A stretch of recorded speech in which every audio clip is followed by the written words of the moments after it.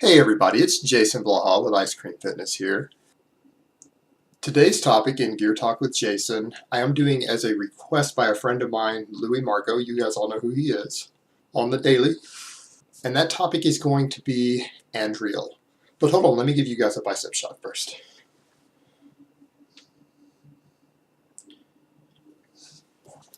Alright, Andriol is a very unusual compound. It's relatively rare, it's hard to get, and it is very expensive for some reasons I'm going to jump into in just a moment.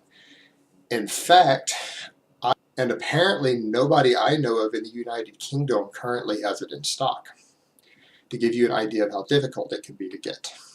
Now, this is a very interesting compound because it's really weak, but it is effectively an orally active testosterone, not a testosterone derivative, actual testosterone that is active orally, but it is an oral anabolic that does not have any impact on liver enzymes or lipid profiles. In any research done on it, it seems to exhibit zero toxicity.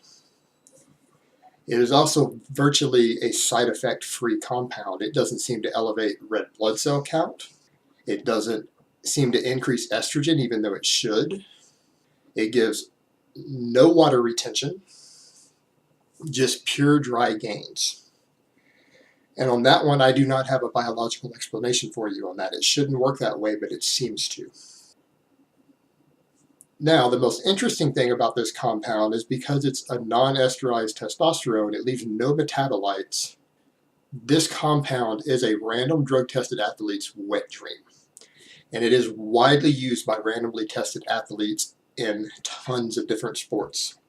And I'm talking boxers, MMA fighters, even the football players and rugby players over here in the UK use it. Track and field guys, but basically anyone who needs bursts of strength. They're not looking for a lot of size, but they needed a lot of strength and power. And they're going to be randomly drug tested throughout the year. And the reason for that is that this drug seems to clear the system in about 48 hours. In about 2 days, when people come off of it, they come up clean on even Olympic level drug testing. I'm talking the full Olympic panel of both urine and blood.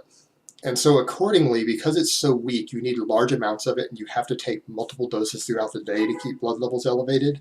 And the rarity of it, it ends up being a very expensive compound. And so for people who are not randomly tested athletes, it doesn't really have a lot of value. But for people who are randomly tested, it's big. And I know it's been pointed out that some natural pro bodybuilders probably use this, and I would say it's possible. But there are much cheaper compounds they can use that are more easily available that will still pass a drug test and save them a lot of money, because this one is a little bit on the expensive side. So I'm sure a few of them probably use it, but I can't imagine, because of the amount of money involved in comparison, that many of them are using it. There's much cheaper alternatives for them. But yes, it is an absolute possibility. Alright guys, so that's really all I have to say on that today. I hope it's been informative, and I will talk to you next time.